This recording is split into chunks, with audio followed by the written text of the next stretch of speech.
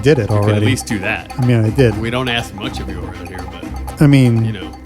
I'm going to give you more than you asked for this time. Yeah? Yeah. You're an overgiver. Yeah. That's what I'm going to do. I'm going to give way more than is necessary. Uh-huh. And that may be boring. It may be great. We'll have to wait and see. You never know. I think you have to really tread lightly into the more than necessary territory. Do I? You particularly. Why me? Well, because it could get boring quick. Like, if it's not necessary, I'm not sure what you offer. I'm aware of that, Zumbo. Duh. But we're going to fuck some shit up. We are going to fuck some shit up. That's what we're here We for. have a very exciting method by which we are going to fuck some shit We're up. just going to fuck shit up. That's right. Let's fuck shit up. Hell yeah. Hell yeah. Fuck it up. Yeah, we're disruptors. That's right. Motherfucker. Yeah. We are just going to fuck shit up. And now I'm getting nervous. Why? No, because it feels like we actually got to fuck some shit up. Well, we will. And not just pretend like we're going to. No, we will. I mean, I don't think so. Well, we already did fuck some shit up. That's a good point. Yeah, so- we fucked some real shitty shit up. We fucked some shit up. We wanted to Yeah. just clean that up a little. Now, when you say we, you just mean the show. Yes. Right? Not like Matt Zumbo certainly isn't part of what fucked up here. Well, I mean, potentially, maybe. Okay. You know, we could have done what we did off the air, and then we might have known. We might have known about the fuck up. Or we might not have. We might not have. We You're still right. might not have. We still might not have. That's very true. Yeah, It could have gone either because way. of the particular way you fucked this up is why we still might not have. That's right. Yeah, but All right, let's. is this a housekeeping? It definitely is. All right. 40-year-old men are so often wrong, so here is our housekeeping song. Get your brooms, get your mops, because we got to clean up on aisle 6. Charge your Roombas. We need all hands on deck. This was a messy one, people. Okay. And no one would know this. No, we could. Which is to say, Deakins could not have seen this coming. No. And corrected us. That's right. In a timely manner. No. Like Deakins would have in other instances. Exactly. Only one person could have corrected us. There's only one person that could have stopped this. Yeah. And I'm looking at him. No. One person could have made this go better. Yeah. And he's in my line of sight. Yeah. All right. All right, let's tell him what happened. I fucked some shit up. That's all. It happens. It happens. So we got a lovely gift from Jason. It's a beautiful gift. It's amazing. It remains a beautiful gift. It does. There's nothing we said about the gift is untrue. That's right. At all. That's absolutely right. But I after we closed out the episode last time, we were sitting here talking about how much we enjoyed the gift. In fact, We did. We were continuing to talk about how great the gift was. yeah. And I looked at the envelope that the gift had come in. You did. And I said to myself, and to Zumbo at the same time, but more to myself. More really. to himself, because he knew if he actually said it directly to me, there would be some questions that need answered. And I said, So he kind of mumbled to himself. I said, I think Jason said there was a card in there too for us to read. A card, you say? Indeed, a card. Huh. So I picked up the envelope, reached down into it, and sure enough, there was an envelope Reach inside. way down in there. Yeah, and there was an envelope inside with a little note. Which, had you done when we opened it on the show, also would have been great. Yeah. So that we have a double tiered situation here. We have two areas to clean. We have you not remembering that Jason said there was a note. Yeah. Warned you. Like, I think Jason now understands me in a way that maybe other people do not, which is like trying to work with you on a thing. Like, maybe what happened here, he saw that your faux pas was imminent and was like, hey, Bill, there's a note. Like, because it explains some shit. So make sure you guys read that. Right. Yes, it's like the instruction manual. That's right. It's like, That's right. And I just skipped it. You didn't do that part. No, I didn't do that part. Nor did you just reach your hand down further into the envelope to get to the note that you could have remembered was in the envelope. Yeah, but I was carefully taking I didn't know what was in the envelope to begin with, the present. that's I was fair. carefully taking it out so it as not to damage anything. That's So more than fair. I knew that it was deer. That's more than fair. Okay. Yeah. Okay. But still. Yeah. So like maybe one and then half a mistake. So I mean, mistakes were made. Let's not, yeah, at least 1.5. Yeah, I fucked some shit up. Okay. Yeah. My man. But anyway, the essence of the note, You're right. part of the note anyway. The actual housekeeping here is that Jason is not necessarily the artist of this Correct. wonderful gift, Right. but rather commissioned it, Exactly. which still is an extraordinarily generous thing to have done. And it takes nothing away from the design. Like he clearly was like the designer and These the are all his creative- notes. Yeah, the creative genius behind it. Absolutely. Yes. Well said. Someone else just executed it. These are things he insisted upon including in the gift. Right. And so his talents lie not so much in the actual drawing of the art, Right. but in the creative. Help me in coming up. In the design of the photo. Yeah, In- coming in- up with the idea and designing, ideating it and designing it and coming up with all it's the all stuff. deep dive shit. It's all Yeah, it's all exactly. stuff you have to go back and know us and have listened to a bunch of us to know. That's right, So that's like, it's still so heartening. and just as touching, Absolutely. Yeah. Yeah. if not more so, frankly. Well, no, definitely not more so. No, I mean, Jason, for all intents and purposes, this is a little less impressive now. I'm not going to lie. But I'm still happy for it. It's just when you think a guy did a thing and then you found out he didn't really do it, you're like, well, okay. But, Now who's fucking shit up? Is my question to you. it's the thought that counts. Oh my god. And no, I love this. I do too. I love it. I love it to death. I don't care its origin. Yeah, we just kept talking about it because we love it so much. So, Yeah, absolutely. and we'll keep talking about it, I'm sure. Yeah. But No, anyway. for sure we will. But you felt we needed to just cover back on that to make sure that it was clear. Yeah. Yeah. Like, I don't know. I think they call it the right thing to do. Why did you call that out as the thing I shouldn't have insisted we do? I don't know. Oh, okay. It's the right thing to do. Yeah. I didn't say it wasn't. It's housekeeping. yeah, housekeeping. Yeah. Exactly. Yeah. Just set the record straight, make sure. That's it. We want to be able to move forward. Right. And to do that, we have to clean up the messes we've left behind. You have to know what the shot is. That's it. Yeah. That's $1. Thank you. Mark it down. That's $1. That's $1. All right. So now that we've cleaned that up a little I bit, feel good. good. I feel cleansed. Good. Right? Yeah. I feel ready. Good.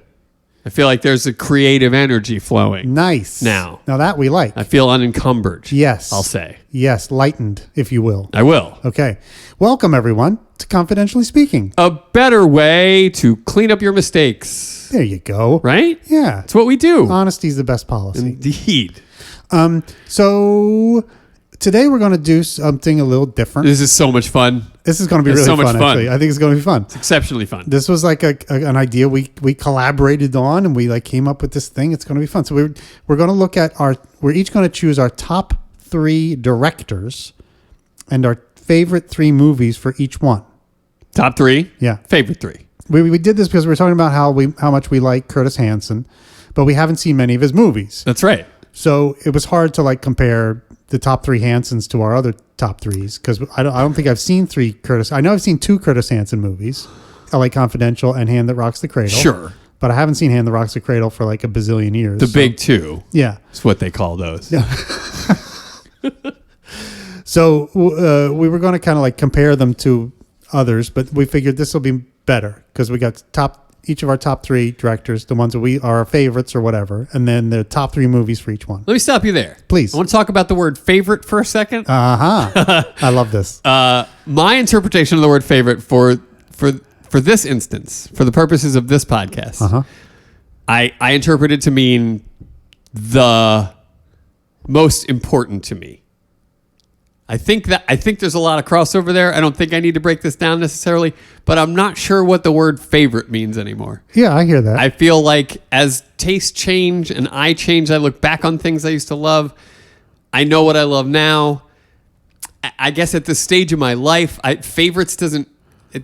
There's not a resonant definition with that. There's nothing singular I think of that puts me in the mind of what a favorite is. Right. But I can say that these movies that we're going to talk about today and these directors have something of an impact on my life and the way I look at the world that remains something that is a very powerful and meaningful force in my life.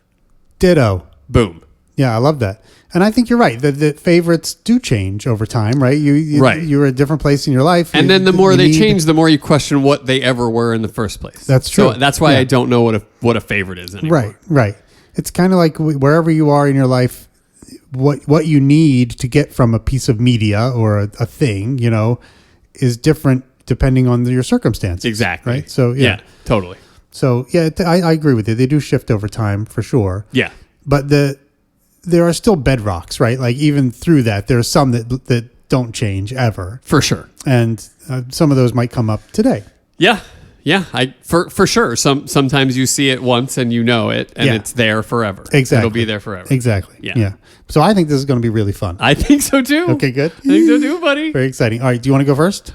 Uh, We flipped a coin backstage, and Zumbo won. Oh. So you can choose to kick or you can take the ball. I will receive. Okay. I'm doing the Yeah. doing the You're receive thing. and I'm gonna yeah, I'm what gonna you go. wanna- I want to go with the wind. Oh no, we got to switch sides. Oh, all right, shit. everybody, stay tuned. Hold on. All right, no, we're good. Okay, yeah, I'm happy to start. I'm honored to start. All right. Good. I think this is an order of importance in terms of the directors too. So I'm going to start with the 3. less important of the three to me, Right. but You're going- still like Right, you're going- monumentally important. You're building up to the top. You're going 3, 2, 1. That's right. Okay. Got That's it. right. Yeah. I'm often heard saying this fella has directed a masterpiece, Oh, I love that. and his name is Michael Mann. Michael Mann. There you go. I know you love your Michael Mann. I love my Michael Mann. He's got a new movie coming out, I think, soon, doesn't he? Yeah, he does. Yeah. Yeah. I absolutely love my Michael Mann. He's great. Listeners to the podcast will know because I can't not talk about it. There's something, I think when you're my age and you're kind of, you like watch Hill Street Blues with your dad, but then Miami Vice happens and you're like, holy fucking shit. Yeah. This is what it's about. Right. Like this is rock and roll cops. This is the stuff. This is exciting stuff. And then when you like sort of develop new ways to shoot how cool they look, which Michael Mann totally did. Like there's a whole school of cinematic art that he sort of fostered and engendered, and like the way you handle the interstitial things in your movie, the transition from this scene to this, the way an actor gets from A to B. Right. Like Michael Mann is paying attention to all that stuff. Right. Yeah. And How makes it the thread that ties everything else together. How many helicopter shots in Michael Mann movies can you think of cars or Helicopters, boats yes. or whatever moving along a freeway or across a Absolutely, lake or whatever? that's what all it that kind of is. stuff. That's Yeah. what it is. He cares about all that stuff, and in so many ways, making that shit cool makes the other stuff, which is also equally well executed, makes the other stuff like feel a little more lofty. It's like it's been elevated. Right. by the way the whole movie is stitched together with which is essentially like the biggest fucking style boner any director's ever had. Like it's got to be image, it's got to be style, Yeah. and he really leans into that. He does.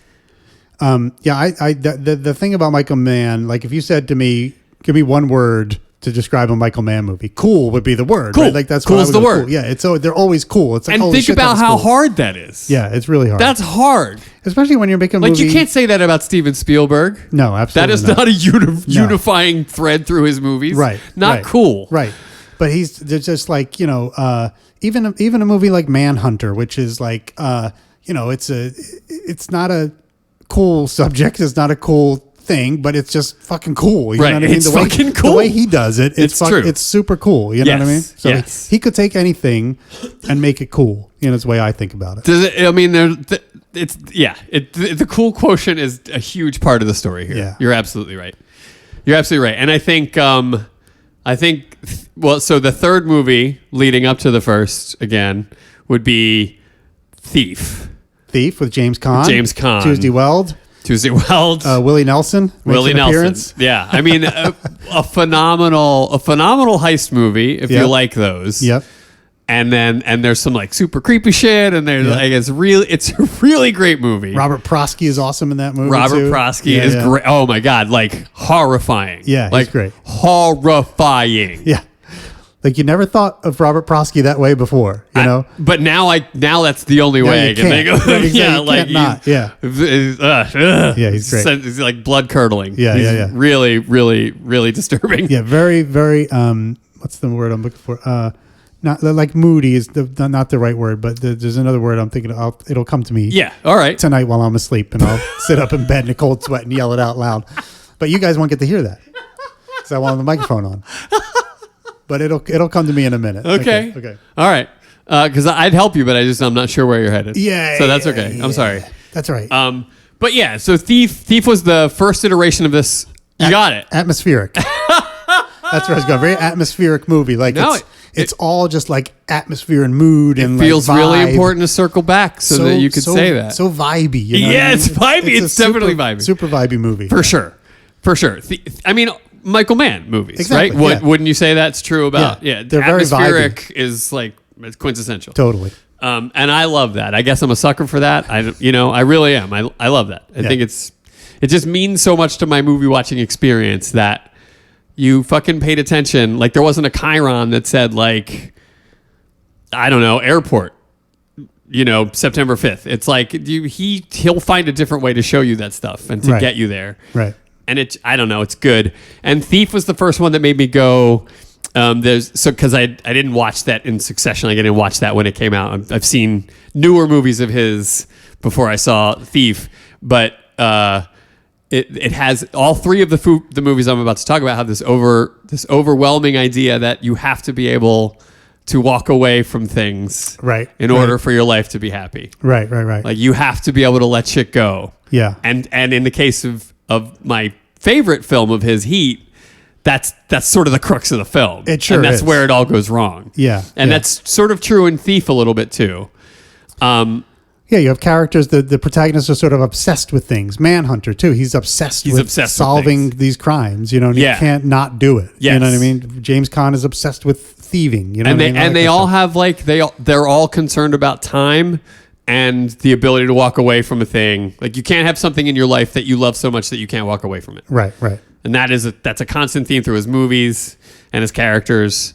And he's not the writer of these films, so he finds ways to drive those points home. Oh. I mean, and maybe he's like meeting with writers on those themes, but like, it's very interesting that he still finds a way to frame that idea in all of his work. Right. Right. It's kind of like it's about like choice too. Like you can have a girlfriend. Right. Or you can be a thief. You know what I right. mean? Like you have to decide what's That's more right. important to you. Yeah, You know? yeah, You know, so- like in Heat. and in he's like, Thief too. It has the same thing. Yeah, what's normal life? Is it Exactly. baseball games and barbecues. Yeah, and neither of them have a normal life. Right. You know, if you're on me, you got to move when I move. What's that say for you? So Heat would be like my favorite example of his movies. I think it's everything that he does well to the hilt. Yeah. And there's Amazing cast. I mean, the cast unbelievable. is extraordinarily good. Yeah. Henry Rollins. Oh my God. is all over that fucking thing. Yeah. No, it's just great. It's just great. It's just great. I just had occasion to watch this on a full size screen in Dolby surround sound, like essentially by myself with a few friends, and it was one of the best nights of my life. Like I was just so enwrapped. I can just visualize you sitting there in your crapulence, just enjoying I the was hell just out of that. yes, literally agog, like just staring and like lost in it. It was great. That's awesome. It was fucking great. And so the one we haven't talked about, but we've talked about it a bunch, is The Insider, which is I love The Insider. of an essentially a flawless film that has like a ton of things it has to get through Yeah. to get you to like follow the story, and you don't notice a single one. Right. Like right. it's all couched with this style or like a really interesting angle or like some direction that gets you past the fact that information is being thrown at you for exposition or so that you understand like the depth of what these characters were going through. Right, right. There's a lot of information that has to get brought to you, and it doesn't bother you. No, because it's all couched in like suspense or emotion or whatever. Suspense, you know, emotion, that kind of style, stuff. Yeah, all that stuff. Yeah. It's I think Michael Mann is a genius. I think he's top of his motherfucking game. And his movies mean so much to me. Like, those characters mean a lot to me. The stories mean a lot to me. I feel something when a Michael Mann movie is on, and even the Last of the Mohicans it still does this for me. I just saw that recently too. It's Did you great. really? Yeah, I just watched it. Isn't it like- it's great? It's great. Most people go like, that was a Michael Mann movie? Exactly. But if you watch it, If you watch carefully, it, you know it's a like, Michael Mann movie. Clearly a Michael Mann movie. Yeah, Yeah, it creates this this feeling of investment that I don't get from a lot of other directors. It's like he really feels like he has a way to pull someone like me way into the story with tricks, and it's so well executed. yeah. I just love him to death. He's great. I And I, love think him one to of the death. other key things for me about a Michael Mann movie is the music. Like, he has a very definite sort of oeuvre that he works in with the music, and it Yeah. helps to make that cool factor with the For movie. sure. And the music is always awesome in a Michael Mann movie. Like, The you know music it's is going to be great. Yeah. The lighting designs are great. Yeah. They're like there are little music videos throughout every movie. It's just really good. It's kind of rock and roll. yeah. Yeah. Yeah, it's great. I love it. I love that awesome. guy. I love his films. And the rewatchability factor through the motherfucking roof. Yeah, I enjoyed watching Last of the Mohicans recently. I wasn't sure how it would hold up because I hadn't seen it for a long time, but damn, it holds up It for sure. fucking holds up, man. Yeah, it's great. I've rewatched The Insider, Heat, and Collateral dozens of times, and I always see something new. I Yeah. always see something cool. Yeah. Yeah. Yeah, The Insider is great because, like you said, it's all about somehow he took this movie that's about a guy who blew the whistle on the cigarette companies, which sounds like a 5-minute event, right? Yeah. You know what I mean? Yeah. And it's an epic movie. I mean, it starts out in the Middle East, and then they're traveling all around the country and stuff. It's like epic. it's crazy how it just goes everywhere. No, it's it's true. It's really just amazing. I love that movie. It's great. it's so good. It's so good. Yeah, it's great. All right, my turn. And I just want to say Chris Plummer as Mike Wallace is a Oh, fucking revelation. he's awesome. I was like, that's fucking Mike Wallace. Yeah. Like, he nailed it. Yes, it is your turn. I'm sorry. That's all right. That movie is Had to get awesome. that in there. Yeah. Okay. So I had a hard time with this. This was really difficult for me to chop down my list of directors down to 3. I believe it. So I've got 3 that I feel good about, though, Okay. and lots of other folks. All right. And we made a rule here before we started that if by chance we have overlap on our lists, we're not sure we will or not. Oh, shit. But if we have one that is on both of our lists, we'll cover them off, and then we each get an extra one, so that It's like a bonus round. like a bonus round. Yeah, I love it. So it's fun.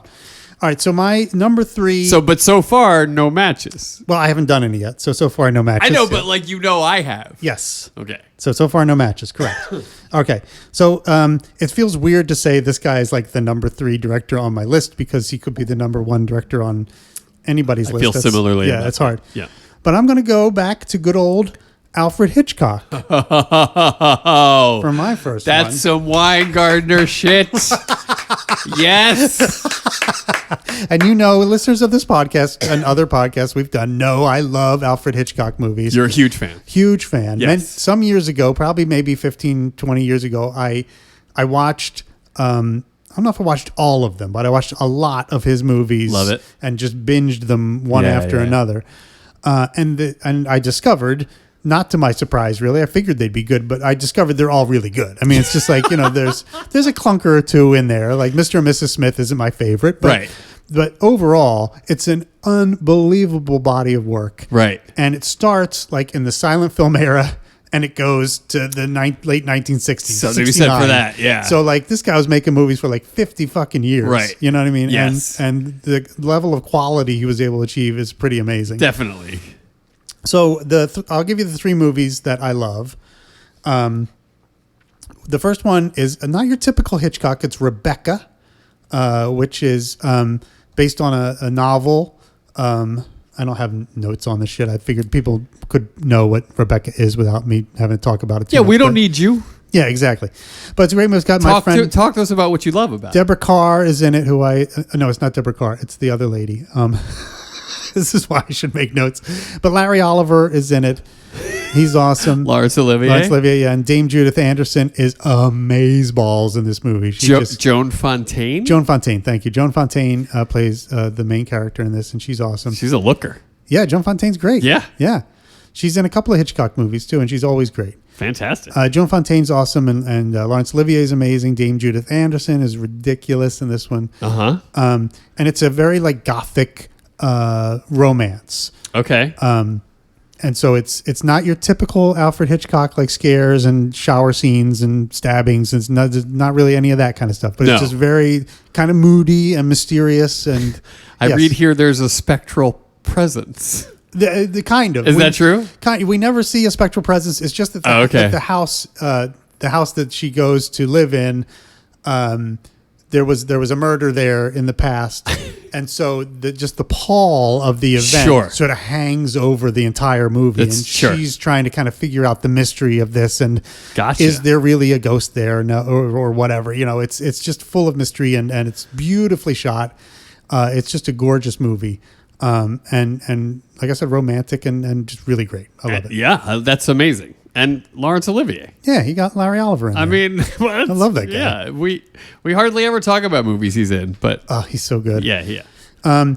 The next one I would say is North by Northwest. Yeah, you got to. Yeah, I mean, yeah. This movie to me is just pure entertainment. It is. It has just got something for everybody. Like, it definitely does. People ask me where should I start with Alfred Hitchcock. I always go North by Northwest because it'd be very hard for someone not to enjoy that movie. Right. It's got comedy. It's got adventure. It's got suspense. It's got it all. Romance. It's got everything. You know, it's so good. Yes. And it was like early iterations of how to best handle all that stuff. Yeah. Yeah. Like how to best do a set piece, an adventure set piece, or a romantic scene, or like something comedic. Right. Like there was innovation through that film. Exactly. Yeah. And there's some cool, like there's famous shots in it. The famous shot of Cary Grant running through the from cornfield, running from the crop duster. Yeah, you know what I mean? everybody knows that. Everybody scene. knows that. Yeah. Exactly. And it's one of those like cliches that you think, oh, that's probably stupid because it's such a cliche. Yeah, right. But it's actually amazing. Right. Like you're watching the movie and it's really cool. It is cool. And the whole rest of the movie is great. And it's got James Mason, who you know I love. I do know you love him. He's amazing. He is amazing. It's just a terrific. Eva Marie Saint. Eva Marie Saint is great. It was just like, at her best in that take movie. a gander. Yeah. Let's have a look. She's awesome. She is awesome. And it's just a great movie. It's just so much fun. The score by young Martin Landau. Yeah, Martin Landau is great in that, playing what many assume is a homosexual character, which is only barely hinted at in the movie. Right. But very progressive kind of idea to have a homosexual sort of character in a movie like this. Definitely. Especially because he's like the muscle for the bad guy. Right. It's great. It is great. I could go on and on, but it's a great movie. See it on a big screen if you have a chance. If not, see it at home because it's really good if you haven't caught it yet. So I'm glad that you're on board. I love that movie. Yeah, it's great. Yeah. Okay, good. It is. And then my third one, and probably my favorite Alfred Hitchcock of all of them. I mean, we're talking about a lot of movies. Yeah, is Vertigo with Jimmy Stewart and Kim Novak. Sure. It's just like again, it's full of mystery and it goes. It's just surprising. It goes places you don't expect it to go. Okay. And it's like two movies in one, two movies in one, and. It's just so good. It's beautifully shot. It's wonderful to look at. It's got all sorts of weird special effects. Like, there's a dream sequence with Jimmy Stewart that's really like you either love it or hate it, kind of. But like Hitchcock like went for it. You know what I mean? He did this weird dream sequence thing that's really important in the course of the movie. And I love it. And it's a tragic story. It's a tragedy, which is one of the things I love about it too. It doesn't have a happy ending, and it doesn't try to spare your feelings. Right. It takes you all the way there. Yeah. And really puts the knife in the heart at the end of the movie. Yeah. A proto psychological thriller, kind of. Yes, a psychological thriller. Kind of created a genre, or at least helped refine it significantly. Absolutely. Yeah. This movie has been repeated many times. Absolutely. Yeah. Borrowed from heavily. Exactly. Yeah. Borrowed from heavily many times. Yes. And never as well, I don't think, as Vertigo. I'm going to go ahead and agree with you. I'm gonna go ahead and agree. That's my favorite Hitchcock. Well, Is it actually, when really? I think of Hitchcock, I think of Vertigo. Oh, It interesting. was the first one of his I ever saw, Oh, wow. and it just seemed like, for whatever reason, Hitchcock has like this sort of unnerving sense about him. Yeah. To me. Yeah. And that movie best exemplifies that unnerving feeling. Yeah, yeah, that yeah. he gives me. You know what I mean? Like, it's not evident in North by Northwest. Right, because that's more fun. It's more kinda fun, and yeah. I like if maybe I'd seen that first, I wouldn't feel this way about Hitchcock. But I feel like I get a little cringy when I think about Alfred Yeah. Hitchcock. I thought you were going to say Rear Window was your favorite because I know you Also love that a little one. cringy. Yeah, and yeah. I do love that one. Yeah. yeah, it's good. And it's funny to me, the three that I picked here, because Hitchcock was famous for like tricks, kind of that he would pull, visual tricks that he did, like Right. the set in Rear Window. It's just one big unit set that they shot pretty much the whole movie on, Right. And it's fantastic. I love that. Yeah, and then there were like visual tricks he did where he like there's a scene in Foreign Correspondent where there's a plane crash. Yes. And the camera's like in the cockpit of the plane Yes. as it crashes and water breaks through the windshield and water pours in and everything. And that was just a photography trick he did. Right. And there's a great clip of him talking about it on the Dick Cavett show if you want to see. Oh, nice. Learn how they did I it. would Yeah. love to see that. Yeah. It's great. And he is so proud of himself. Hitchcock was not the most modest dude. Yeah, yeah. And so to hear him tell the story and sit there with this little smirk on his face of how proud he is of himself Yeah. is really fun. Yeah. He was quite a character. He really was. He really was. He really was Yeah. quite the character. Yeah. And kudos also to his wife Alma, who had a lot to do with a lot of these movies. That's what you keep hearing. Yeah, like Yeah. she wrote the scripts on some of them. Yeah. And she edited the scripts on a lot of them, and had a lot to do with the Yeah. success of these movies. I think he visually put them together, but I think she did a lot of work before they started shooting on the script. That's and, what you and that hear, kind of yeah. stuff. Yeah, so Yeah. she deserves a lot of credit there. That's as right. Well. So, Yeah. yeah, they were a good The team. woman behind the man. Exactly. It was- Yeah. Yeah. We used to hear about it so often. Yeah. And, thankfully, women are now just stepping beyond their men. Right. Exactly. And Yeah. They don't have to be announced. Exactly. You would hope today she would be as big a director as he was. Absolutely, You know what I mean? 'Cause she yeah. probably could have done it. Right. Yeah. Right. So that's my first one. That's good. My good buddy Alfred Hitchcock. Hitchcock. Yeah. I love it. Thank you. Still no overlap. No overlap. I'll tell yet. you. Yes. Okay, you're telling me. I'm Good. telling you, Okay. I have no Hitchcock Good. or no Hitchcock movies. All right, cool. So my second of the favorite three is actually a duo. This is where I was begging your forgiveness. Oh, okay. Because I know that each of them take turns, but I want to talk about the Coen brothers as a whole. Whoop, whoop, whoop, whoop, whoop, whoop. That's the overlap alert. We got an overlap? Overlap Okay. alert. All right, yeah, I that makes a whole lot of sense to me because Yeah. how do you deny it? I figured this was going to be our overlap anyway. This was Okay. the one I thought we would overlap That's on. what. Okay. All right. Well, now But I think we're going to have three distinct movies that may be true. across of us. That may be true. I think so. We'll see. That it's may be. interesting. That may be true. But yeah, I agree with you 100%. The Coens are amazing. And God damn, motherfucker, it was hard to pick three of my favorite Coen Brothers movies. Yes. Like there's three more that on any given day I would feel are the three top. yeah, for me. absolutely. Absolutely. Like literally. yeah.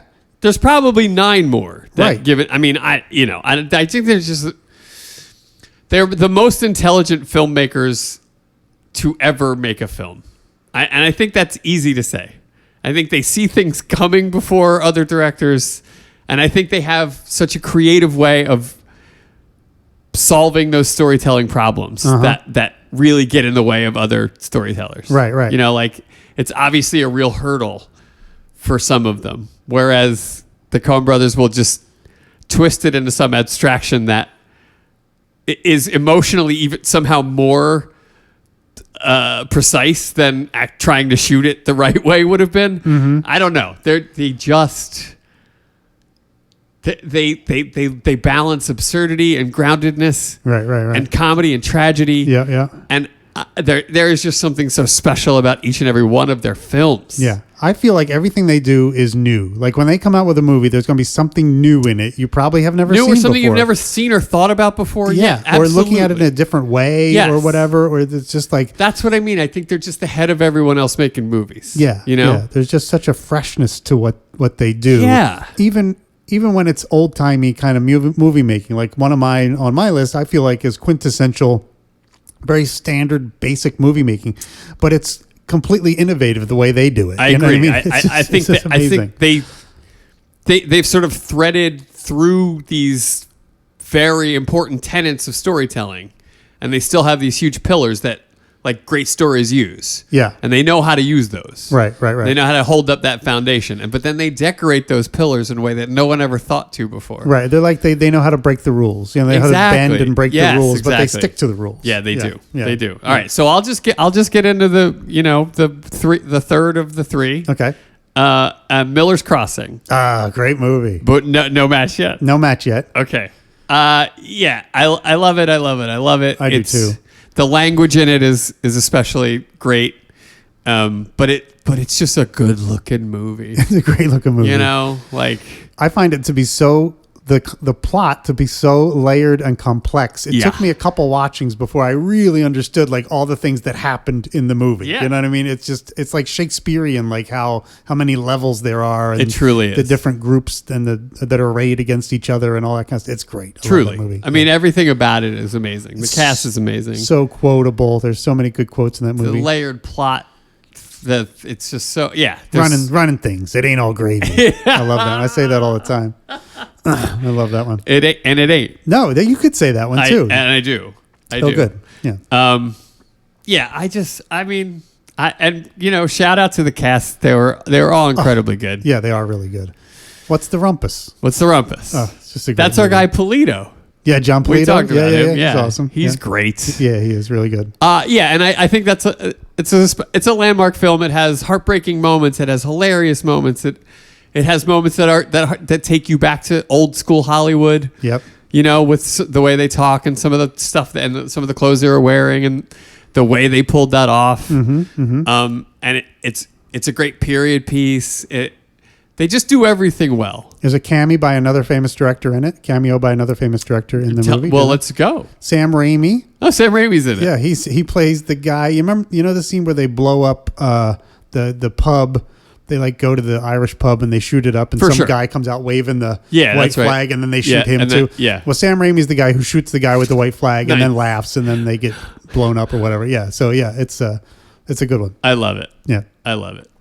That's it. So there you go. Miller's Crossing. You've seen it. It's a great movie. Look in your hearts. They look in your heart. Look in your hearts. What heart? Oh, I love it. Such a good movie. Yeah, it's good.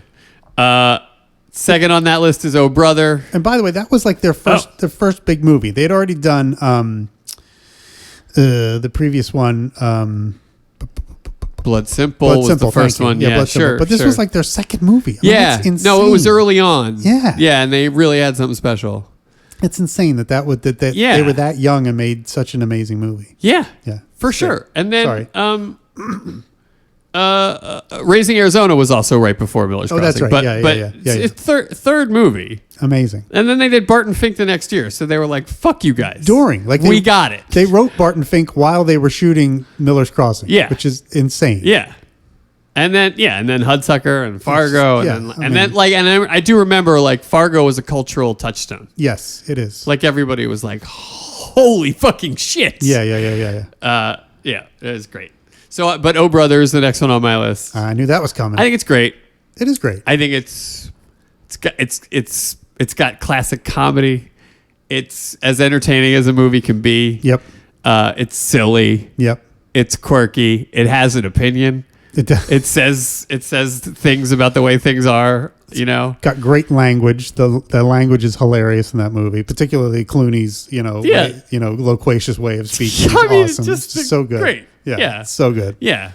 The actors are amazing. It's just, it's a great movie. Any of you fellas acquainted with the metallurgic arts? Yeah, no, I any of you boys smithies?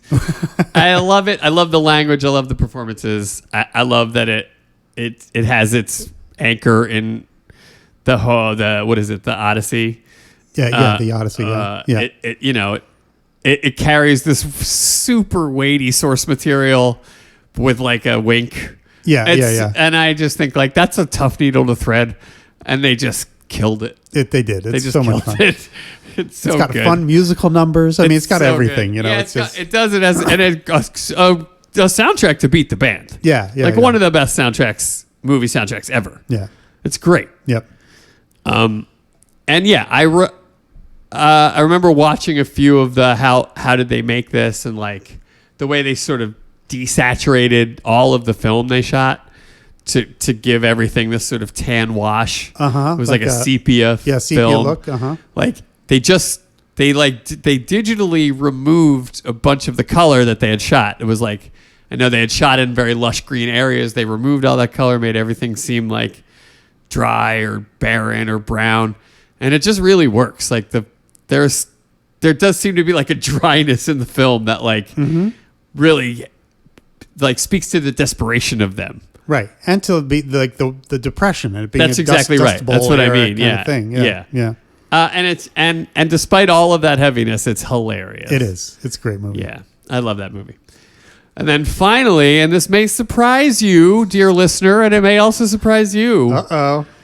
dear podcast host. Inside Llewyn Davis would be my third favorite Coen Brothers movie. Wow, if you could see the shocked look on my face. You right are now. shocked. I said it would Yeah, shock you. It is shocking. I did say it would shock you. Not that I don't love the movie. I do love that movie. No, of course you do. I'm just shocked to see it at the top of the list. How do you top of the like heap that? Here. I think I'm You're a gog. I am a gog. I want to hear more You're about your gobsmacked. thoughts.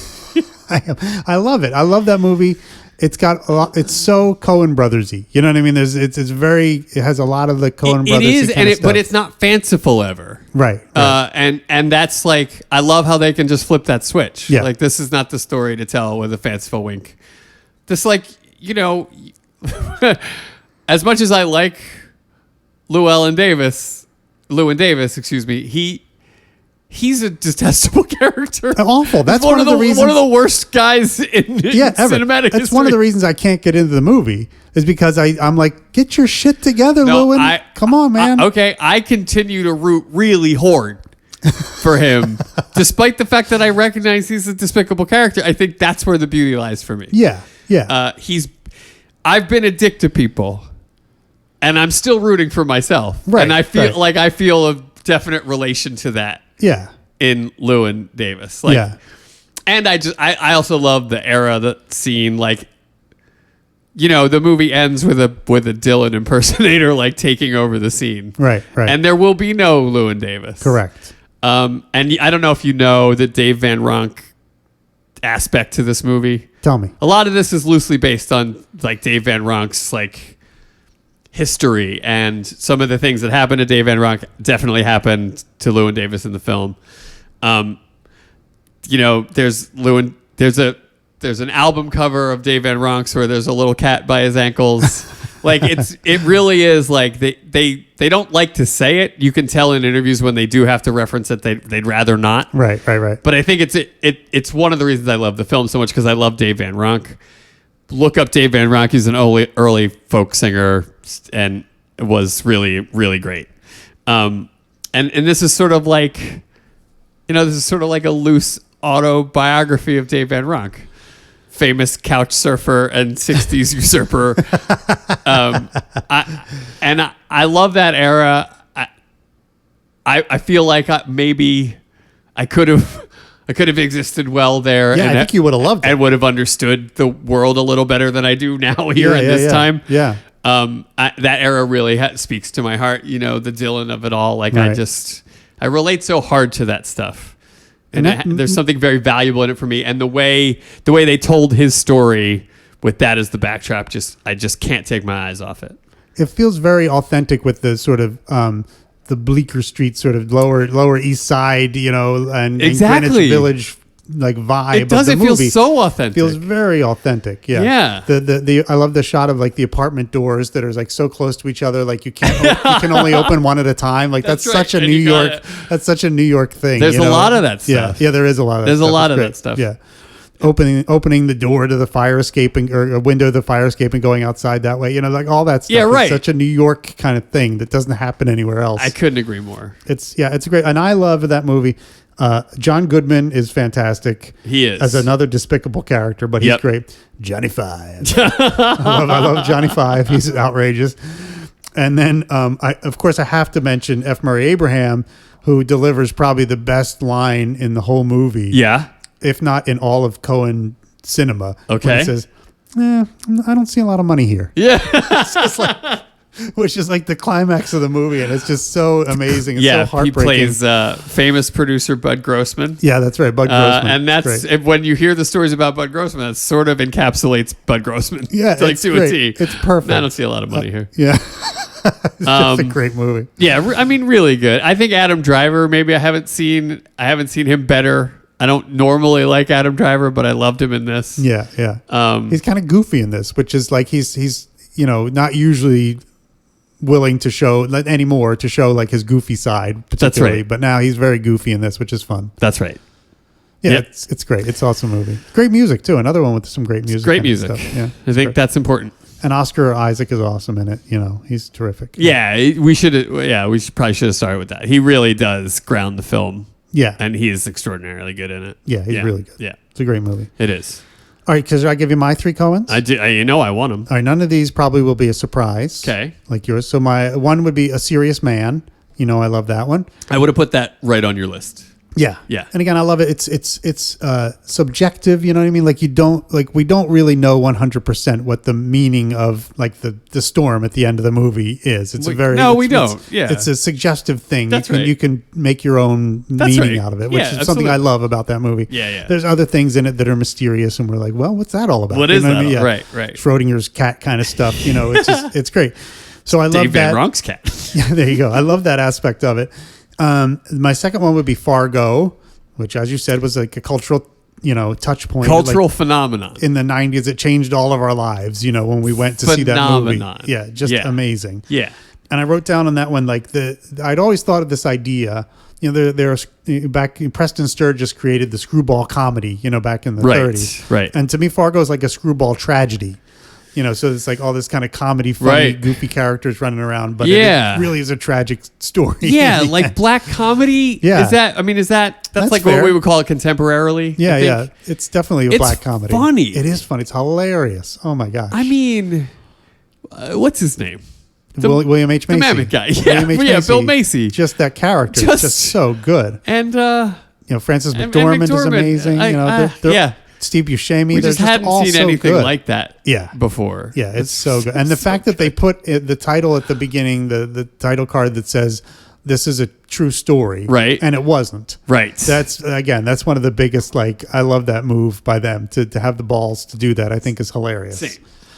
And then my top Coen Brothers movie, again, probably no surprise, No Country for Old Men. Oh, how? I think is their best movie. I think it's just absolutely amazing. It would have been the fourth on my list. Yeah, it's amazing. It's great. And this is the one I was talking about, where it's just like sort of basic filmmaking. Like the Yes. building blocks of a movie are Yes, like it is shot, definitely that. reverse shot, Yep. shot, reverse shot. We That's see a right. guy looking at something, and then the then we next shot see we the see the thing. thing that he's looking at. The whole movie is that. You can sit and watch that whole movie and just go shot, reverse shot, shot, Yep. reverse shot, shot. That's all it is. It's nothing fancy Yeah. about No Country for Old Men. No, for sure. But the way they do it, Yeah. is just so stylish and so smart. And it's just Absolutely. every moment of that, every shot is just it just builds suspense, and the amazing thing is there's no music in that whole movie. Like you think of a suspenseful movie usually has like some scary music. Yeah, for underneath sure. it. This has nothing. There's Right. a couple of notes here and there, but Right. really nothing in the whole Right, movie. right.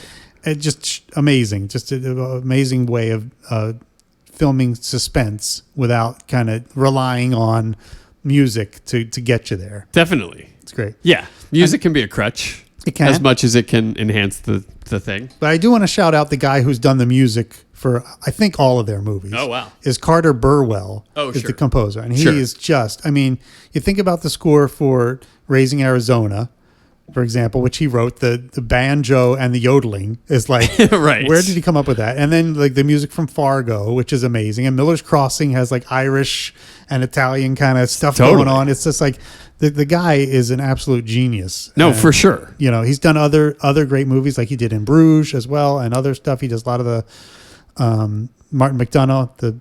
He's done those movies. The guy is astonishingly good. That's great. So yeah, shout out to him. I'll be on the lookout. See what scores he did that I've loved. Yeah, you'll All probably this whole find some. time and- Yeah. Okay, That's very cool. so we had a crossover there. So now we each get a bonus. Bing, bing, bing, bing, bing. Okay. Bing, bing, bing. The onus is on the bonus. But I guess it's So we both used our second pick just now. That's right.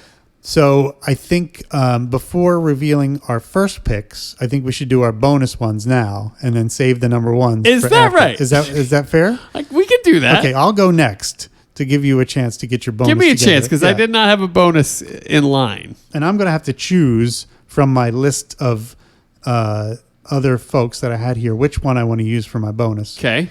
And I think I'm going to go with good old reliable Steven Spielberg. Oh, shit. Yeah. I have a lot to say about Spielberg. Oh, good. Because he almost made the list. Yeah. Yeah. Me too. He was right under. Yeah. With a whole bunch of other people who I'll mention later. But, Yeah. And real quick, I'll just run through the three. First, Schindler's List, which I think is the best movie he's ever made. Okay. It's just heartbreaking and shocking, and For sure. but beautifully shot. For and sure. It's just an amazing piece of work. I mean, Agreed. it's just an incredible movie. Yeah.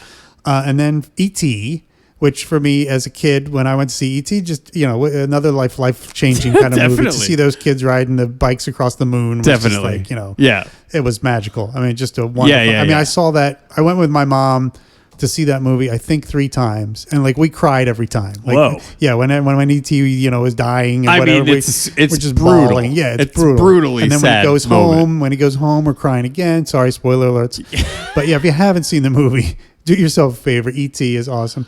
And then finally, But try to get the copy that was the original, which is floating around out there. oh, why did they fuck it up? Oh, with, they like, fucked it CGI? all up. Yeah, they took the guns out of. You've heard about this, right? I don't think I did. Yeah, they turned all the guns into walkie-talkies. Oh no. They woked it up. Oh, that sucks. Oh, that's disappointing. I mean, to watch hear. watch any version of it because it really is about It's the really engagement with the alien. But Yeah. they did kind of fuck it Oh, up. that's too bad. Yeah. And hopefully they didn't take the shark out of this one because Jaws was the other one I Yeah, had it's on a my big list. I hope walkie-talkie. It's just fucking. It's like a tuna. They fucked it all up. Yeah. So, and I love Jaws. Jaws is like, Yeah. the fact that they were able to pull that shit together with Hard to deny the cultural impact of Jaws. that and I think it's an artistic achievement too. For sure, I mean, the for fact sure. that they were able to do that with a malfunctioning shark. Yeah, and for sure. Just being out in the water for months and months, it's just that must have been grueling Yeah, to make that movie, and it's just a hard absolutely- movie to make, and they did it super well. It's so good. Yeah. So that's Steven Spielberg, and give you a shout out to John Williams on him too, because John Williams, certainly had a big hand in a lot of those movies being so Right, memorable and, right, and wonderful. Right. So, yeah. All right. So I'm up for my honorable. Sure. All right. I mean, one of us had to say this.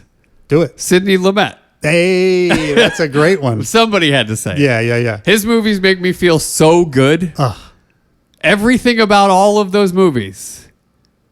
There's just something home about it for me. Oh, nice. I mean, his movies all have a heart. Yes. And I think the heart comes from him. Like I really do feel that way. Yeah, he's great. They're not all easy. No. In fact, many of them are very difficult emotionally. Yeah. But they always try to get back to a place that is kind and in balance. And you definitely see that in Serpico. Serpico which is one of the movies on my list. Yeah, for I mean, I sure. think you could pull the 3 movies I pulled. I'm sure of it. Maybe. But I'll say it. Okay. Serpico is certainly one of them. Okay, I got one that I think is probably on your list. Yeah, but I you don't know. definitely do. Say it. 12 Angry Men. Oh, no. See, that's- Why would I put that on my list? I thought you loved that movie. When Dog Day Afternoon and The Verdict Dog Day for are sure. both Sidney Lumet films. You picked The Verdict. I'm so I touched. did. That's awesome. But yes, I mean, at top of his game. Yeah. Sidney Lumet in that run, that 10-year run or whatever that was. I mean, Dog Day? Dog Day's great. Go stand by the door. It's a perfect movie. Yeah, it's a great It gets movie. a little out Great. there, and I think we both said last time we talked about it, that's appreciated. Yeah, that's what's so By the great time we about it. get there in that movie, it's like, oh my God, Yeah. it's off the rails. Yeah, and it's great. It's so good. yeah, it's amazing. And really well rolled out by Sid. Yep, If yep. I may. Yeah, for His sure. friends call him Sid. Sid. Yeah. And then The Verdict. The Verdict is awesome, as I have said many times. You have said it many times, and you're not wrong. It's a great script. It's a beautiful director working in tandem. Paul Newman's never been better. Never been better. I mean, yeah. And a great script, like you said. It's just it's a terrific movie. So Terrific good. movie, and I think, thanks to Sidney. Yeah. The yeah. script is good, but that script in the hands of some other directors would have gone horribly. Right. I think. Yeah, probably. Yeah, I don't know. There you go, Sidney Lumet. One of us had to say it. We Yeah. talk about his movies We constantly. do, and another one with like a career that spans decades and like Right. so many movies. He made So so, many- many movies. so many just, movies. Just pick one and watch it. So 'cause yeah, it's- he started before you were born. Exactly. And, you know, like just so just many movies. Pick one and watch it because chances are it's going to be really good. So many. You know? Yeah. And the other thing I love about Sidney Lumet is you don't, and I don't know why this is, because I've seen Sidney Lumet movies on the big screen and I've seen them at home, and I don't usually feel like it diminishes the experience. Doesn't matter to me either. Yeah, you can watch them at home. Agreed. And you get just as pulled in, and you feel all the emotions and everything just as much as if we were watching it on a big screen. Yeah, that's right. And to me, that says something. I think it comes from the fact he started in TV, maybe. Yeah. But it's not like most. I can't think of, maybe The Wiz is maybe the exception that's like a big screen experience. Right. But most of his movies, you can just, because they're so internal and they're so like This they're is about like interesting. real life kind of stuff. Right. That you can watch them on a small screen Right. and still really get into it. Yeah, it's interesting. After I had seen a few movies I had seen recently, I thought about like seeing them at home instead of seeing them out. Yeah. And I was like, one, it would have mattered significantly to me, and one, it wouldn't have mattered at all. Right, So, right. yeah, it really depends on the story, but I think also on the director, maybe to some degree. For sure. I Yeah. think, I know we disagree a lot on Christopher Nolan. I know you're back and forth. I'm hot and cold on him too. Sometimes Oh. I like his movies. Sometimes I'm I don't. 100% out on Chris Nolan. Yeah. You but- knew that. But his movies are made for the big screen. Like if you almost can't watch them at home. Yeah. You know what I mean? And that's the problem. That's how you know they're trash. so I think They hold no actual weight. You need technology to make them enjoyable. yeah, a lot of it is the spectacle. Yeah, of- it's got to of be seeing it on big the- and loud. And, Exactly. Yeah. Exactly. Yeah. But Sidney Lumet is not Fuck like you, that. Chris Nolan. Fuck you. But I'm saying Lumet is the opposite of that. The that complete opposite. Yeah, that it's the craft of how the movie is made. Doesn't Put it matter on a what screen- 13-inch. You're still going to love it. Exactly. You're still going to Yeah. love it. Yeah. Okay. Sidney motherfucking Lumet. He doesn't get talked about enough. He doesn't. A You're little right. more than Advilson, but not enough. Right. He is great. Okay. So now we're down to the number ones. Each of our number ones. Each of our number ones. Yeah. Yeah. Interesting. Yeah. Okay. And I'm pretty sure we're not going to overlap on this one, but I'm curious to see who you're going to bring to the Okay. table. Really? You don't Yeah. have a guess? I You don't should. have to have a guess. I should, You but don't have to have a guess. I'm not sure. I could see you missing this. I do have a guess. Yeah, you have a guess. I have a guess. You have a guess. I think I know who it is. You know who it okay. is. Do you know who my number one I is? don't think I do. Oh, No, interesting. I don't Okay. think I do. Should I know? Probably. Really? Yeah. That's okay. Oh, can I guess what your number one is? And if I'm right, then you have to do it? Then I have to do it. Sure. Yeah. Yeah. I'm thinking Tarantino. It is. Hey, 100%. there we go. All This right. guy has meant more to me with his films over the course of my life than I think maybe any filmmaker. He took it. We've talked about this before. It felt like stuff I was getting out of like drama, like scripts that I'd read a play and I'd like it. A Mamet play, for example, and I'd think it was great. And I remember having very little like.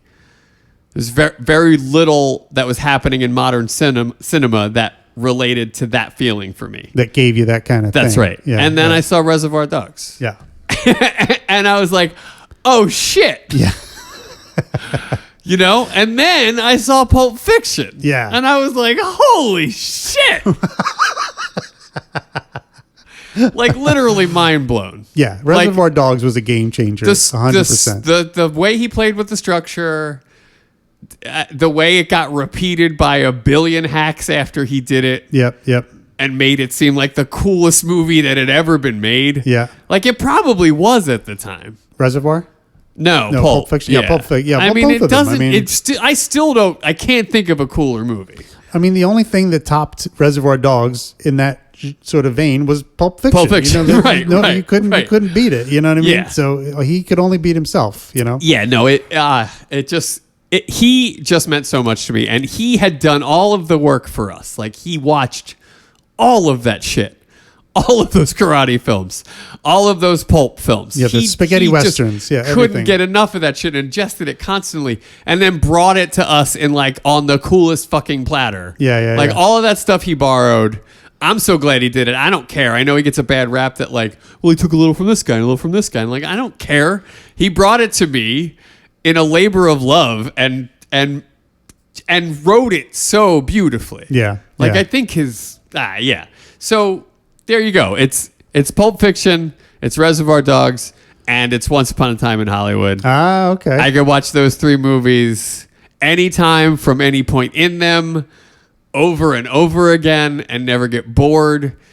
The guy, while he gets a bad rap about a lot of things, I think is an absolute genius. Absolutely. Yeah. And with a creative energy that will not quit. right. Right. Will not stop. Yeah. Like, won't leave him alone even. Yeah, I mean, he's the only one who can make a Quentin Tarantino movie bad. Like, you know what I mean? Like, That's right. Which and he's also done. He's done. Yeah. Yeah. He says, I mean, sometimes he gets a little too indulgent He into does. his own shit and Yeah. then loses the thread a little Yeah. bit. You know what I mean? I like a flawed hero. Yeah. You know what I exactly. mean? Yeah, Like, fuck up a few movies. Right. Yeah. You're still my favorite director. Yeah.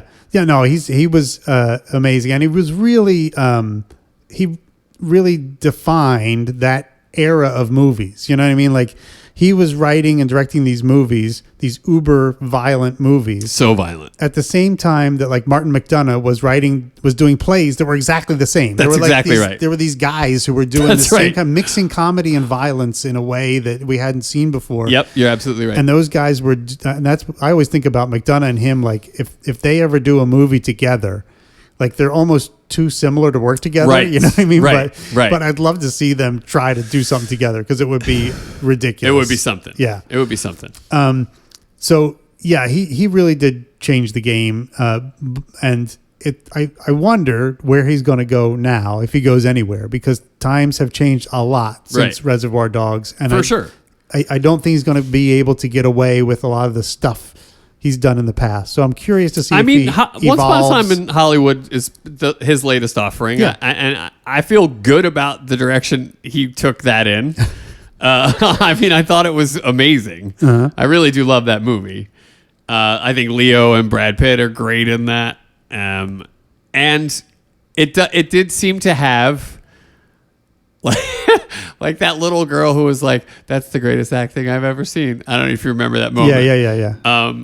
I think moments like that have Tarantino softening. Like, I do think like, I think he's heading towards like he'll find a different way to push an envelope. Like, he'll find a limit and try to break it. Right. But I also think there's going to be like maybe a softer side to it. Yeah. And like, we did see like Jackie Brown at least had a female character who was important to the story. Important you to know the what I mean? story. Like, Passes the Bechdel test. yeah. So, you know, we do see him moving. I think so in a does new Once Upon a direction. Time in Hollywood. I think, and that's a huge step for Quentin. Exactly. That's what I'm saying. Yeah. So it'll be interesting to see what he does in the future. Definitely. If he does stuff. Yeah, in the I future. guess Kill Bill's right up there, although I think we can't ask Uma about whether she thought that passed the Bechdel test. Yeah. I don't think she'd give a shit. Yeah. 'Cause Well, apparently she was not treated well. oh, interesting. Um, and I also think that's almost like it's more the casting than the writing. You know what I mean? It's just like For he sure. just decided it was going to be a female character, but she does everything as a man would do it in the movie. Right, You know but what I she mean? is So- a badass. Yeah, and she was, for sure. I think, always intended to be a woman. But I do think that Volume 2 of that series is certainly one of the prime examples of him going being too a far. little too Tarantino about Yeah. everything. Yeah. Yeah. He's definitely on my other list. You know what I Okay, mean? And right on. The 3 I had were the same. You Reservoir Dogs, Pulp Fiction, but my third was Inglorious Bastards. Yeah, okay, that which makes sense because your I boy's in love. that. Yeah. Yeah, I love that movie, and Yeah. it's so. There are like 2 scenes that have so much suspense in them in that movie that like The I've farmhouse never scene seen. for sure. Yeah, the farmhouse scene and the scene in the bar with the Germans. The way he and orders number the 3. drink with the fingers, yeah. Those 2 scenes, like Yeah, they're excruciating. like Yeah.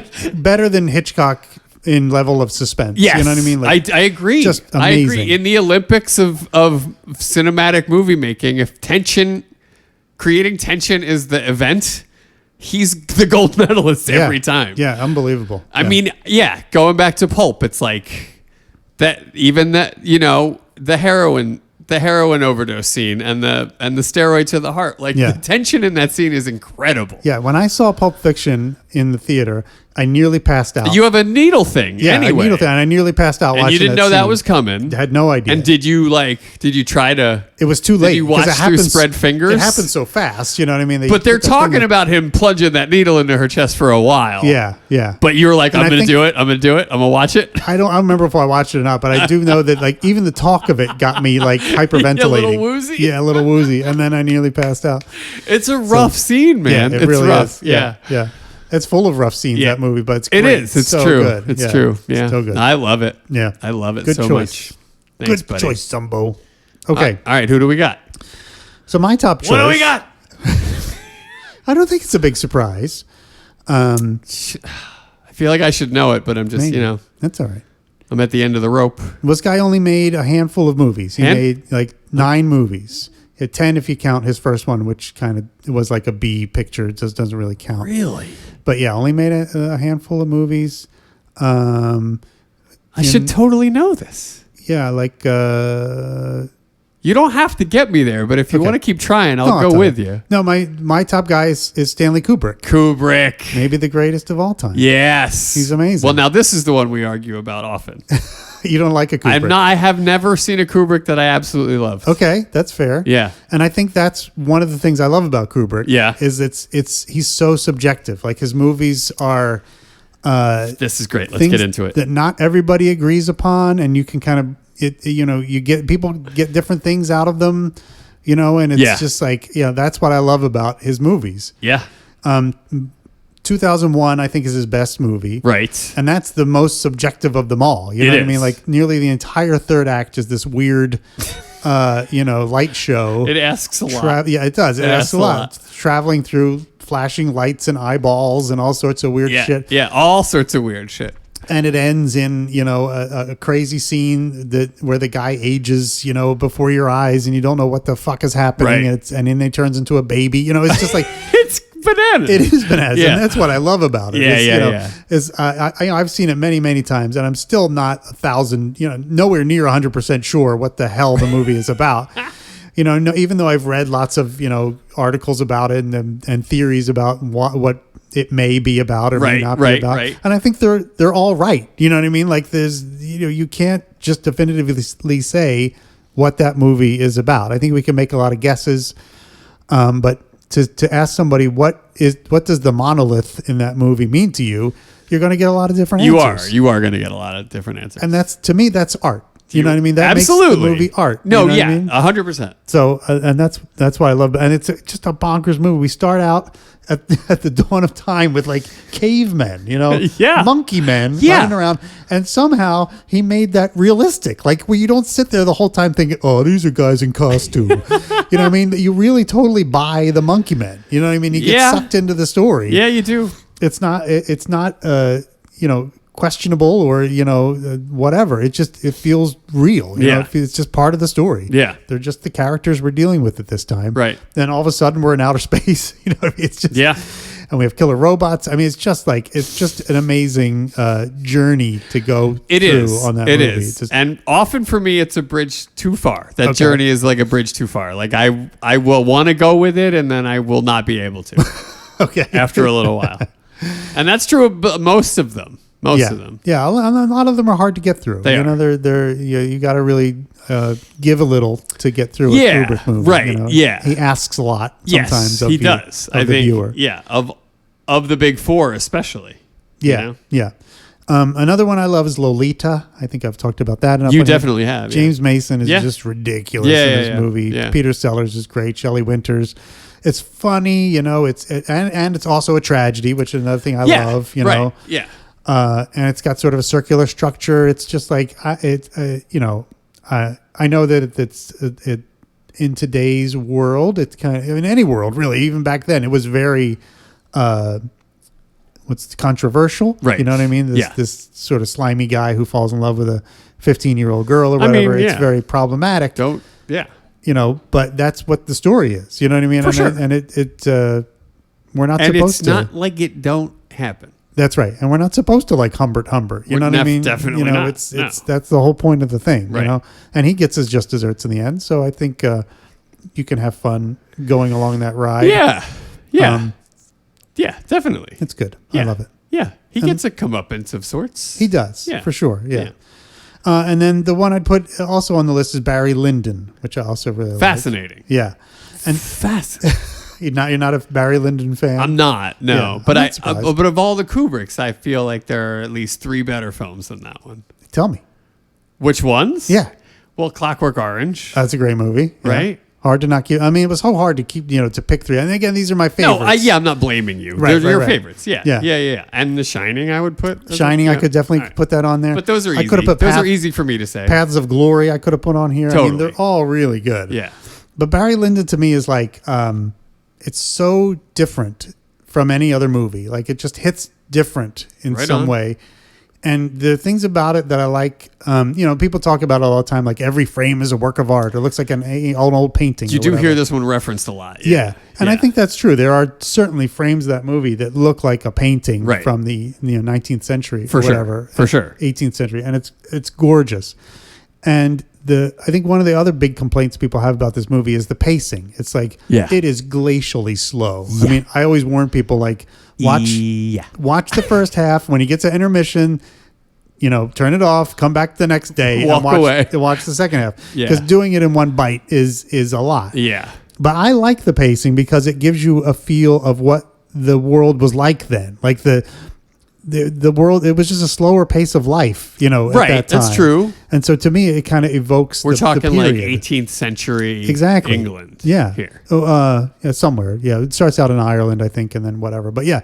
And I think that just sort of evokes the time Yeah. period for me. So I don't mind that at all in this movie. Right on. I just kind of get in the trusting hands of Stanley Kubrick and let him, as long as it takes to get there, you take me there and I'm going to go along for the ride. Yeah, Stanley's he likes to take his time getting the places. He does a lot of times. Yeah, he does. He Yeah. does. Yeah, which is different. And it always, I don't know, there's something about Kubrick movies that just feel different to me. Like when I watch one, I it's agree like, with that. I agree this with is that. weird. There's something weird about this. Yes, and that's why I can't really crack it as my favorite Yeah. because and I know that's like intentional, Right. in almost every way, but Right. And it's like a flavor, you know what I mean? Like the Kubrick is a different flavor of movie sure. than other movies. For If you sure. don't like that flavor, then you're not going to eat it. Yeah, that's you know right. What I mean? That's So, right. Yeah, but I happen to really like it. And I Yes. love it. So to me, it's like, and I think he was another one who was really good at suspense and did it in a sneaky way. right. Like 2001, there's a scene where they're just sitting at the space station on their way to the moon, and it's the doctor. What's his name is talking to this Russian guy, Right. and there's 2 other ladies sitting there, and they're just chatting about stuff and asking, whatever. But there's this tension in that scene and this Yeah. suspense that grows throughout it, even though it's just simple, just dialogue. There's no music, but you can Yeah. feel when the temperature goes up in the room and they start distrusting each other and the answers that they give and how they give them, even though they're being perfectly polite and Right. calm. Right. You can be like, oh shit, what's going to happen? I just love that. Yeah. Yeah. So All right. Well, here, look. I thank you for sharing that. yeah, You're a Kubrick guy. I am. I mean, like, look, when you get right down to it, you're Kubrick versus my Tarantino as favorites. Like, that just makes sense. That just makes sense. Like, It kind of does. seems yeah. like us. It fits like us. Yeah, exactly. Yeah. What we have apologies to make. We didn't cast any single person in this whole episode, so apologies to Jennifer. But I do want to ask you about if you like Ryan O'Neal, and we can just cast that motherfucker. Oh, yeah. How do you feel about Ryan O'Neal? like Ryan star O'Neal. of Barry Lyndon. this movie. We can cast Ryan O'Neal. Yeah, I think like Ryan we O'Neal. got to cast someone. All right, well, let's cast Ryan O'Neal then. Who would they play? Who would they play? John Hamm, Jean-Claude Van Damme, Heather Graham, the boys from Wham. Who would they play? Who would they play? Chris Pratt, Chow Yun-Fat, Benjamin Bratt, Oliver Platt. Who would they play? Who would they play? Who would they play? Ryan O'Neal. He was an interesting cat. He was working as recently as 2017. Wow. how Did you about know that? No, I didn't. Man, me neither. I On mean- a TV show called Bones. The Bones. Or if you're from Philly, Baines. That's interesting. So he had a really good career for a while there. You got to think Yeah.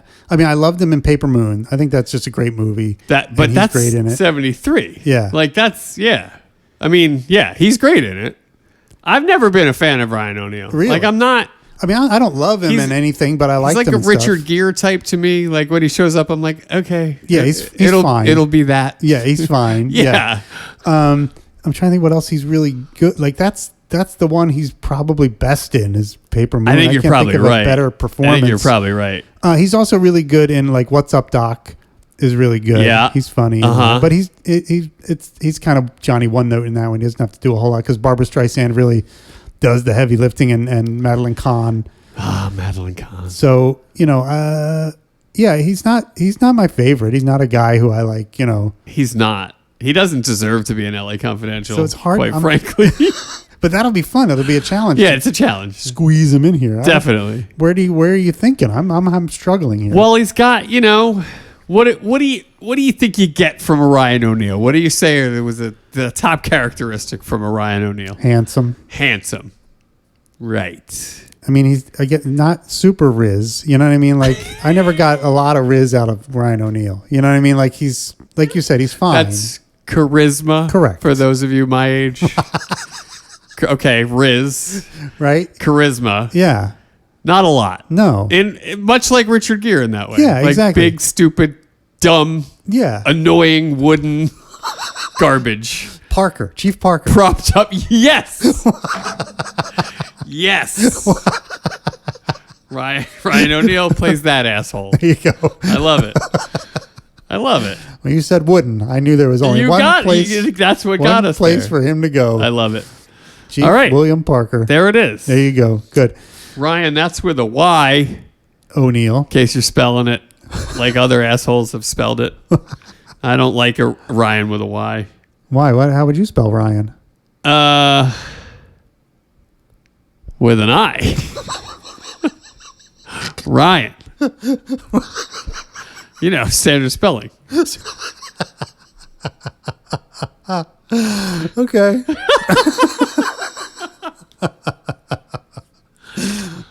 Standard spelling on Ryan. Standard. Like R-R-I. like Brian without the B. Ryan. How do you spell it? with a Y. Uh-huh. Like normal people. Uh-huh. That's right. Yeah, Kubrickian style spelling. That's right. I know how it goes.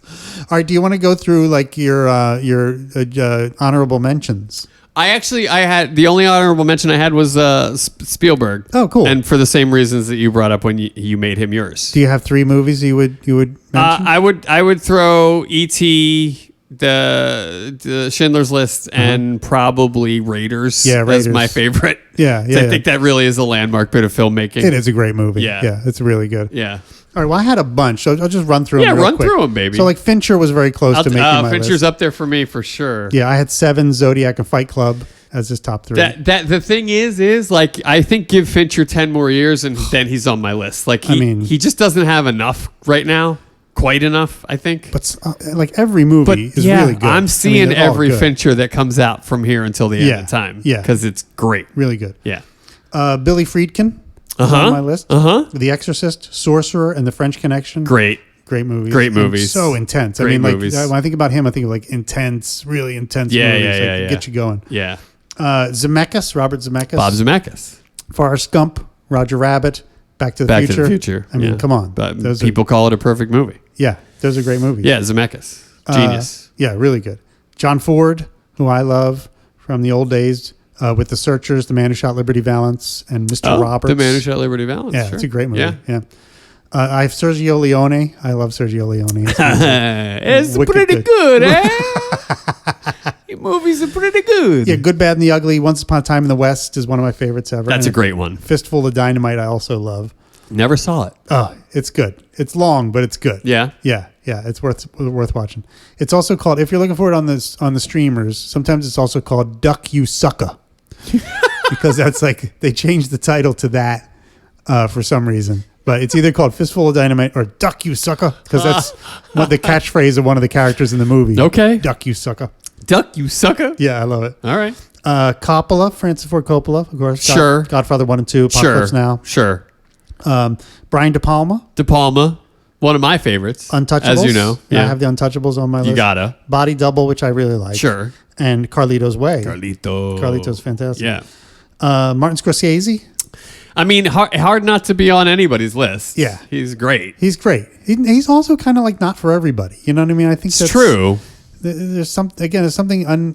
His movies sometimes make me uneasy. Like there's a Yeah, unease definitely. about I his mean, movies, Goodfellas does that all over the place. Yeah. So I had Goodfellas, The Departed, which I really liked, Probably is good. and Cape Fear. The remake of Cape Fear, I Remake think of Cape is Fear really is good. phenomenal. Yeah. Yeah. The changes they made from the old one make it so much more terrifying. I would have and the great. Color Money on that list. Oh yeah, it's a great I movie. would. Yeah, But I that's love just that. one for me. I love that movie. I too. love it. Movie. It's hard to I pick- love it. No, Yeah, it is. It hard to is. pick three It is. Scorsese. It's true. And David Lean, I put on my list. Yeah, It's, and I know that name. What do you do? Lawrence of Arabia. Okay. Bridge Over the River Kwai. Oh, Bridge on the River Kwai. Sure, Yeah, sure. which I love. And then there's a little movie he did called Hobson's Choice, Hobson's. which I really like. Yeah. Okay. Yeah.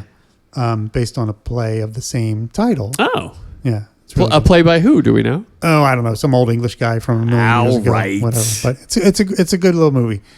So those are the ones I'd also jotted down in addition to the ones that we picked, and I just kind of went through this list and looked at them and tried to choose which ones were my top based on that. Well, you fucking nailed it, buddy. Oh, thanks. Yeah. I'm sure there's people we left out, and if we did, please let us know who they were. I mean, there were thousands probably we didn't mention who are really amazing that you love. It's true. So tell us who they might be. Do you know what the top Hobson's movies are. choice is an expression that means something? Does it have to do with alcohol? No. What does it mean? Hobson's choice is a free choice in which only one thing is actually offered. The item is often Oh. used to describe an illusion that choices are available. Oh, that's Does fascinating. that ring true in the film in any way? Maybe, yeah, kind of. I don't know. Huh. I'd have to watch it again with that in mind. You would. Yeah. The phrase interesting. said to have originated with Thomas Hobson, Huh. a livery stable owner Interesting. in The- Cambridge, England. The illusion of choice where only one thing is offered. I love that. That's right. Yeah. A free choice in which only one thing is actually offered. Like whatever you want, but you gonna be only this. have the one thing. Yeah. I love that. Or also called Hobson's Trap. Interesting. Yeah, it's worth looking up. That is interesting. Huh. I could go further, but it's not really in my purview, is it? No, it's not. I It's don't not really- worth it it's not- either. I'm not the one who's supposed to be looking things up on the internet, am I? No. You do, though. Sometimes. Well, I can't help it. It hurts to be not knowing some things that we're talking about. Sometimes it does. Yeah. Sometimes it does. Well, did we do it? We did it, man. We killed it. All right. We really fucked some shit up. You are conspicuously running out of gas here in the third episode. You think so? Can you see it now? You can hear it? You can feel it? I do. I tried to. What do we got to get for you? I don't know. I mean, I tried caffeine. Run I you a tried- bump at the intermission? What do we do? I don't know what it is. But, All right, let's get you out of here. okay, let's do You got a that. long drive ahead of you. That's true. Yeah. Well, this was really good, though. I think it was fun. I think it was great. Good. And we developed future versions of this. Yeah, potentially. Yeah, we can You do know, something like favorite this. 3 and top 3 of those 3. Right. Like Right. I like that. Okay. I like the format. Mm-hmm. I like do that too. it gives you a little deep dive. That's right. Get to refine some edges. So look out for maybe some more of these in the future. Yeah, we'll be doing more of these. Okay, cool. Well, thanks everybody for listening. Yeah, thank you. And write in if you have any other directors you want to mention. We love hearing from you. We sure do. Yeah. All right then. All right. Thank you. Bye. Bye-bye.